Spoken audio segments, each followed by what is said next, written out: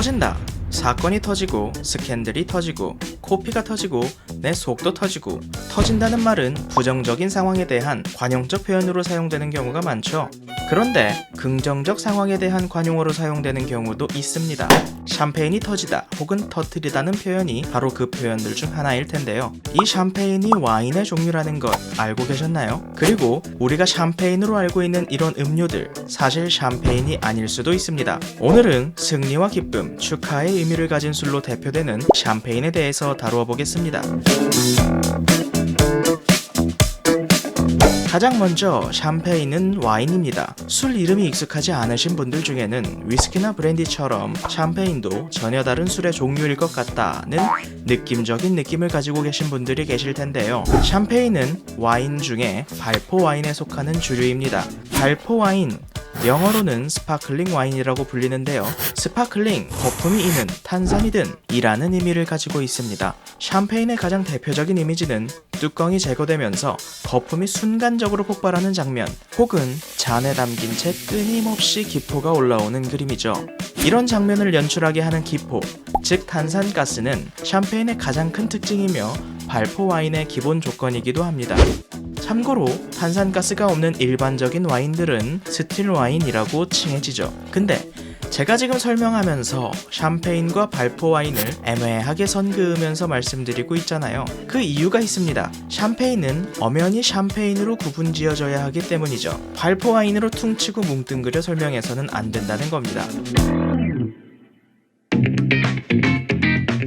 샴페인의 영문 철자 표기는 다음과 같습니다. 자, 그런데 이 문자 그대로 백과사전에서 검색해보면 우리가 지금까지 알아봤던 발포성 와인의 한 종류 말고 한 가지 정보가 더 나옵니다. 바로 프랑스 북동쪽에 위치한 한 지역의 이름이죠. 맞습니다. 이 샴페인이란 말은 원래는 프랑스의 지역 이름인 샹파뉴가 발음하기 어렵다는 이유로 영미권에서는 샴페인으로 불려지게 된 것입니다. 사실 사전상의 첫 번째 발포 와인으로서의 샴페인에 대한 정보에도 샹파뉴 지역에서 생산된 스파클링 와인이라고 적혀져 있어요. 우리도 2000에선 2000살, 보성에선 보성녹차 나오니까 느낌적인 느낌으로 특산품 하면 이해하기는 편한데요. 또 그렇게 느낌적인 느낌으로만 넘어가기에는 아예 법으로 관리가 될 만큼 빡셉니다. 심지어 이건 국제상표 등록 규정 마드리드 의정서에 기반한 국제법이에요.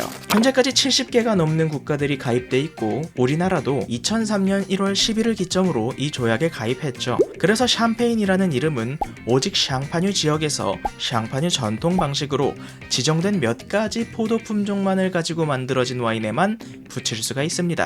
재밌는 사실 한 가지는 샹파뉴라는 마을이 스위스에도 있거든요. 거기서 나오는 와인들도 프랑스처럼 원래는 마을 이름 붙이고 출시가 되어 왔는데 방금 말씀드린 국제법 덕분에 원래 사용하던 샴페인이라는 명칭을 제품에 붙일 수가 없어졌어요. 2004년부터 제품 이름을 바꿨는데 연간 제품 판매량이 기존 약 11만 병에서 약 3만 병으로 70% 이상 떨어졌다고 합니다. 이 문제로 2008년 한 차례 시위도 있었고 지금까지도 법정 분쟁 중인 것 같은데 해결이 된 것 같지는 않고요. 상대가 매년 연간 3억 병 이상을 팔아치우는 공룡이라 앞으로도 쉬울 것 같아 보이진 않습니다. 그러면 샴페인은 왜 그렇게 특별할까요? 샴페인이 일종의 정통성을 가지고 있기 때문입니다. 돔 페리뇽, 샴페인을 처음 발견하고 발전시켰다는 전설의 주인공입니다.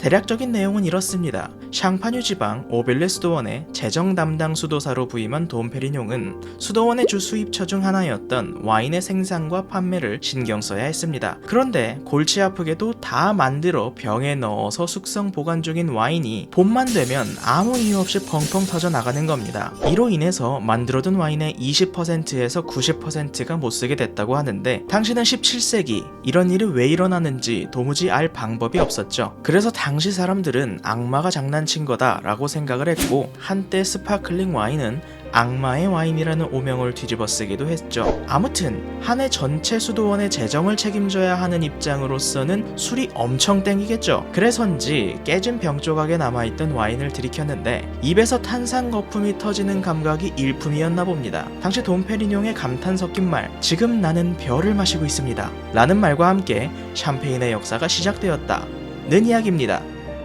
그러면 샹파뉴 지방에서는 왜 와인에 탄산이 차오르고 병들이 펑펑 터졌을까요? 그 이유는 위도와 기후에 있습니다. 샹파뉴 지방은 프랑스에서 여타 와인을 제조하는 다른 지역들보다 고위도에 위치해 있습니다. 사실상 포도 재배가 가능한 한계선에 위치해 있었는데 그만큼 날씨가 서늘하죠. 그 때문에 포도가 완전히 익는 시기까지는 다소 시간이 걸리는데 포도를 수확해서 즙을 짜내고 효모를 넣고 발효를 시키면 발효가 미처 다 끝나기도 전에 겨울이 들이닥칩니다. 겨울이 닥치면 효모들이 일시적으로 활동을 멈춥니다. 다들 아시다시피 효모는 당분을 먹고 알코올과 이산화탄소를 생성해내죠. 바로 술이 익어가는 과정입니다. 당시 사람들은 이 발효의 끝점을 부글부글 끓어오르는 소리가 멎는 것으로 판단을 했기 때문에 아직 발효가 다 끝나지 않은 와인을 병에 넣어 마개를 채웠고, 겨울이 지나고 기온이 올라가자 효모들이 다시 발효를 시작하면서 병 내 압력이 올라가고 와인병들이 터져나갔던 겁니다. 그런데 사실 돔페리뇽 전설의 저 별을 마신다는 표현은 19세기 후반에 와서야 마케팅용으로 사용된 표현이라고 하고요. 또 의도에 의해서 만들어진 최초의 스파클링 와인은 샹파뉴 지방의 오빌레 수도원에서 만든 샴페인이 아니라 이보다 무려 100년도 더 먼저 프랑스 남부 리무 지역의 생틸레르 수도원에서 만든 블랑케르 드 리무라는 주장도 있죠. 게다가 스파클링 와인 주조 방식은 이미 돔페리뇽이 오빌레 수도원에 부임하기 6년 전인 1662년 영국인 크리스토퍼 메렛에 의해서 처음 기록으로 남겨졌다고 합니다. 최초로 스파클링 와인을 만든 것도 샹파뉴가 아니고 최초로 제조법을 문서화한 것도 샹파뉴가 아닌데, 그것도 심지어 영국인인데 대체 샹파뉴 어디에 정통성이 있다는 거냐?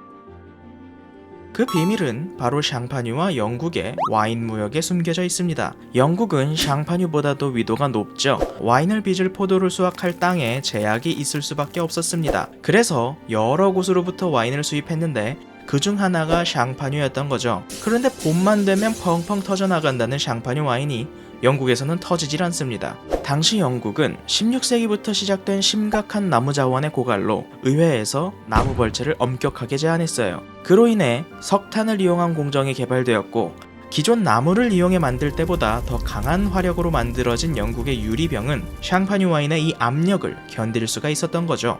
거기에 로마 시대 이후로 오랫동안 잊혀져 왔던 코르크 마개의 재발견까지 이루어지면서 영국에서는 샹파뉴의 스파클링 와인이 특별한 문제 없이 유통될 수 있었고 다양한 사람들이 이를 즐길 수 있었습니다. 그리고 이 톡톡 튀는 신기한 와인에 대한 연구가 앞서 이야기한 크리스토퍼 메렛의 논문으로 이어진 것이죠. 그리고 이는 다음 영상에서 이어서 다룰 메소드 샹파뉴아즈 혹은 메소드 트라디시오넬, 즉 스파클링 와인을 빚는 전통 방식으로 발전하여 자리 잡게 됩니다. 결국 이 전통 방식으로 발전하고 뿌리내린 양조법의 베이스가 샹파뉴 지역의 스파클링 와인, 즉 샴페인이기 때문에 여기에 정통성이 있다 라고 정리해서 이해할 수 있을 것 같습니다.